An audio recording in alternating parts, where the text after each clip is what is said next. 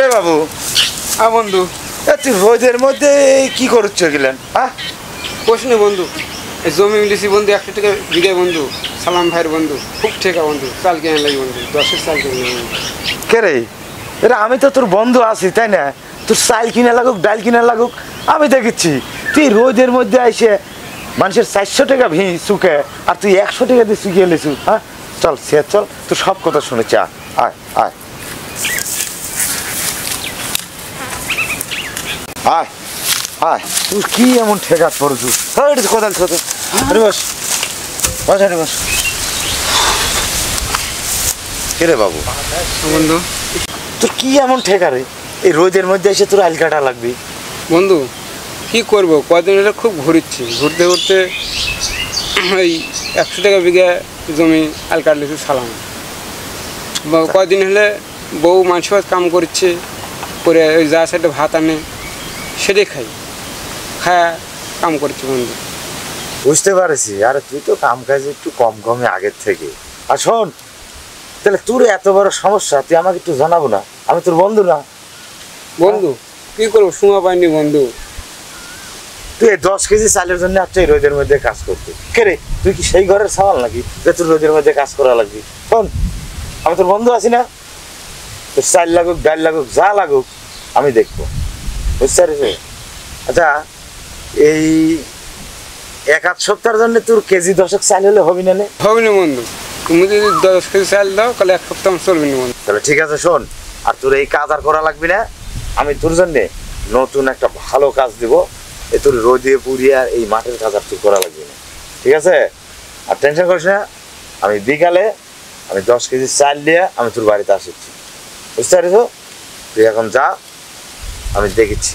তাহলে বন্ধু আমি চলে যাবো। সালাম ভাই কি করেন বন্ধু আইল কাটা? আরে সালামের সাথে তো আমি বুঝবো, সালামের আমি দেখবো। যা কর সালামের যা বোঝাই না আমি বোঝাবো। তোর এই বিষয়ে টেনশন নেই, তুই এখন যা। আমি বিকালে তোর বাড়ির 10 কেজি চাল দিয়ে আসি। আচ্ছা বন্ধু, তুমি বিকালে চলে যাও, আমি চলে গেলাম। আচ্ছা যা, আমি নিশ্চিন্তা করবেন না বন্ধু, নো টেনশন। আর তোর কোনো চিন্তা করা লাগবে না, যা। আচ্ছা বন্ধু, ঠিক আছে, যা।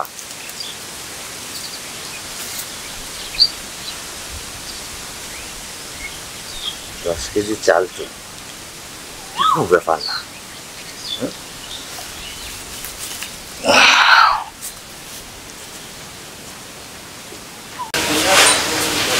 কি অবস্থা বাড়ি ঘরে?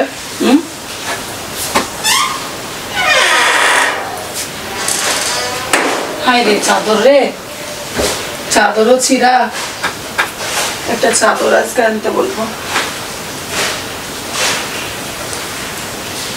কি ব্যাপার, সন্ধ্যা হয়ে গেল এখনো তো পাগল বাড়ি আসলো না, বিষয়টা কি? 10 কেজি চাল নিয়ে বলে বাড়ি ঢুকবে। কাজে পারে না, খালি কথা শুনে ঠন ঠন।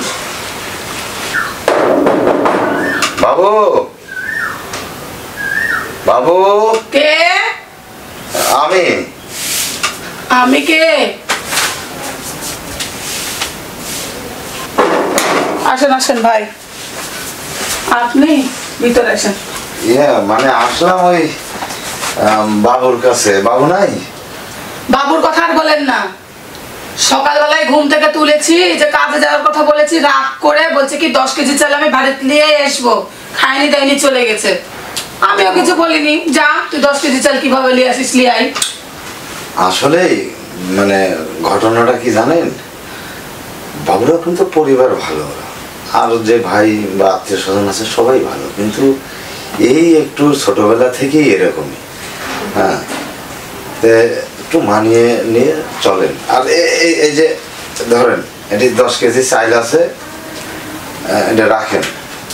আর বাবুকে আমি একটা ভালো মানে একটা কাজের ব্যবস্থা আমি করে দেব, যাতে কাজ উনি মানে সারা জীবন কাজ করে খাইতে পারে বা ভালোভাবে চলতে পারে, এরকম একটা ব্যবস্থা আমি করে দেব। আপনি তো কাজ ব্যবস্থা করে দিবেন, আমি সবই বুঝলাম, কিন্তু শুধু কাজ দিলে তো পেটের ভাতটাই হবে। আমি তো মানুষের বাড়ি ঠিকই কাজ করে নিয়ে এসে পেটের ভাতটা জোগাড় করছি, কিন্তু একটা মেয়ে মানুষ কিসের জন্য থাকে?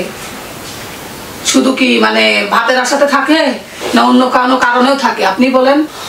আমি বুঝি ভাবি, আসলে একটা মেয়ের শুধু ভাত কাপড়েই সুখ আসে না, তার যে শারীরিক চাহিদা সেটাও মেটাতে হয়।